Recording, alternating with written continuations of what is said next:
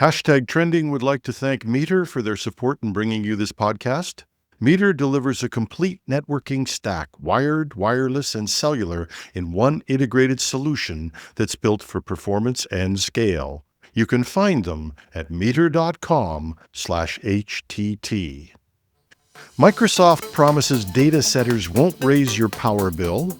Lenovo offers enterprises a way out of hypervisor lock-in. Nvidia cleared to sell AI chips, but Beijing may be the one saying no.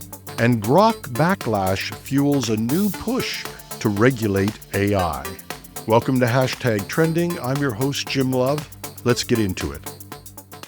Microsoft is trying to get out ahead of growing criticism and opposition to the surge in data center construction by addressing the issues communities care about most. The company says it will take steps to ensure its massive build-out does not drive up electricity costs for consumers, that they will curb water use, and will deliver real local jobs. This may be corporate responsibility, or it may simply be pragmatic strategy. Either way, it isn't theoretical. Microsoft has already pulled out of at least one data center project after local opposition stalled approvals. Opposition is growing as communities experience the downside of data center construction. These facilities consume enormous amounts of power and water, and pushback is no longer about aesthetics, it's about cost. In places like New Jersey, residential electricity customers now pay more than 50% more for power than they did in 2015. Now, that increase has multiple causes, but the rapid expansion of data centers is now part of the public debate. Microsoft, for its part, says it will invest in grid improvements and negotiate with utilities so consumers aren't left paying higher bills to support data center demand. It also promises to reduce water use through recycling and efficiency, a sensitive issue as reports of dry wells and water shortages make the headlines. And it says it will follow through on job creation, a frequent criticism of highly automated data centers that deliver far fewer jobs than promised. Whatever the motivation, Microsoft deserves credit for addressing the issue directly. This issue has gained enough attention that even President Donald Trump is now promising action on electricity costs tied to data center expansion. But by moving early, Microsoft may be setting a standard competitors will be forced to follow and turning community resistance into a real competitive advantage. While last year's controversy over Broadcom's takeover of VMware and complaints about steep price increases and dropped partner support may have faded from tech headlines, the issue itself hasn't gone away. Lenovo is bringing it back into focus by offering customers a path away from vendor lock-in, the ability to run multiple hypervisors side by side on the same infrastructure. Since Broadcom's acquisition of VMware, many customers have faced higher costs, new licensing terms, and a growing concern that their long-term options have narrowed. Lenovo is responding by launching a multi-hypervisor option for its hyper-converged infrastructure, supporting VMware, Microsoft Hyper-V, and open-source alternatives in the same environment.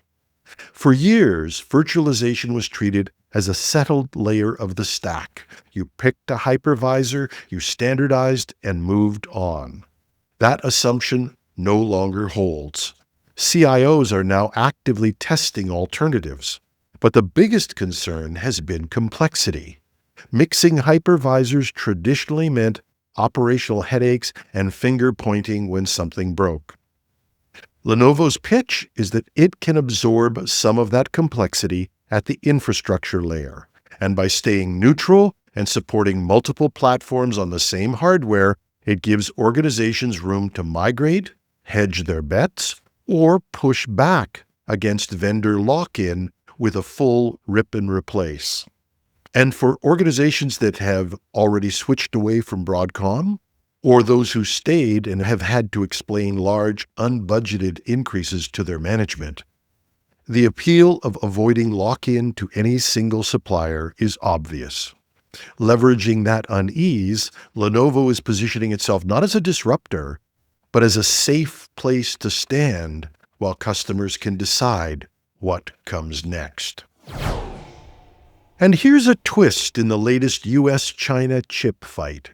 After months of back and forth on export rules, the Trump administration has approved Nvidia's H200 AI chips for sale into China. But according to Reuters, Chinese customs agents have been told that those H200 chips are not permitted to enter the country, and officials have warned local tech firms not to buy them unless they absolutely have to. In other words, the surprise blocker may now be Beijing and not Washington. Now, this matters because China does have homegrown options, especially Huawei's Ascend line, and Beijing has been pushing hard to accelerate domestic alternatives. Chinese AI developers still want Nvidia for training, and the H200 is the prize. Reuters reports Chinese firms have already ordered more than 2 million H200s for 2026, while Nvidia has about 700,000 in inventory. The H200 is roughly 6 times the performance of the cut-down H20 chips Nvidia was previously allowed to sell into China. Nvidia's CEO Jensen Huang has been blunt about what's at stake, saying the loss of China is about $5 billion in sales and that Nvidia went from a 95% market share in China to basically zero. So what's Beijing doing here? It's not certain whether this is a shove towards Chinese-made chips or a bargaining chip for leverage in bigger negotiation. Pun intended. Either way, Nvidia appears to be caught in the middle again. And the controversy about Grok isn't going away. It's now accelerating public distrust of artificial intelligence and promoting calls for direct legislative control. In response to backlash over AI-generated sexual content and deepfakes, the U.S. Senate has passed the Defiance Act. The law targets non-consensual intimate deepfakes, giving victims clearer paths to takedowns and civil action, and shifting responsibility towards creators and distributors of exploitive AI content. For decades, social media platforms have largely avoided liability for user content under what's termed Section 230, but the Defiance Act holds AI developers to a higher standard by creating direct legal accountability for specific harms. AI was already under scrutiny. The industry has faced ongoing criticism over intellectual property rights, job displacement, potential harm to young people and vulnerable adults, but the Grok sex scandal appears to have crossed a different line.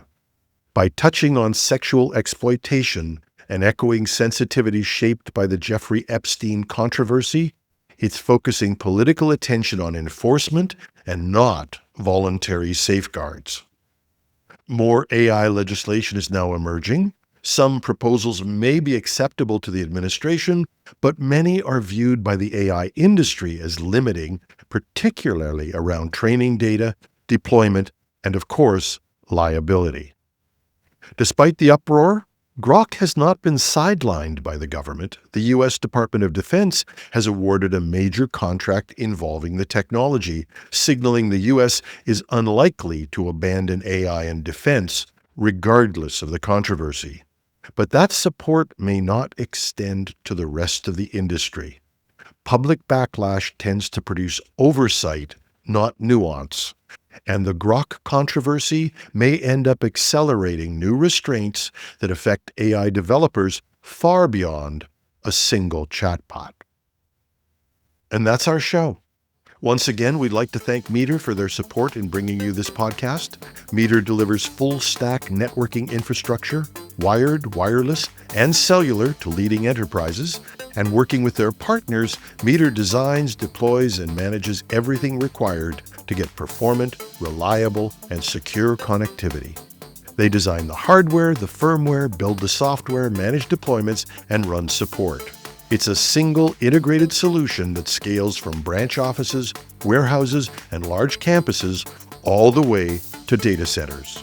Book a demo at meter.com/HTT. That's meter.com/HTT. And I always love to hear from you. You can reach me at technewsday.ca or .com. Either one works. Use the Contact Us tab, and while you're there, check out the new and improved news site. Try it on your phone. The relief from all the ads alone will be worth it. If you're watching this on YouTube, leave a note under the video, or just hunt me down on LinkedIn. A lot of you have. I'm glad to hear from you. I'm your host, Jim Love. Have a thrilling Thursday.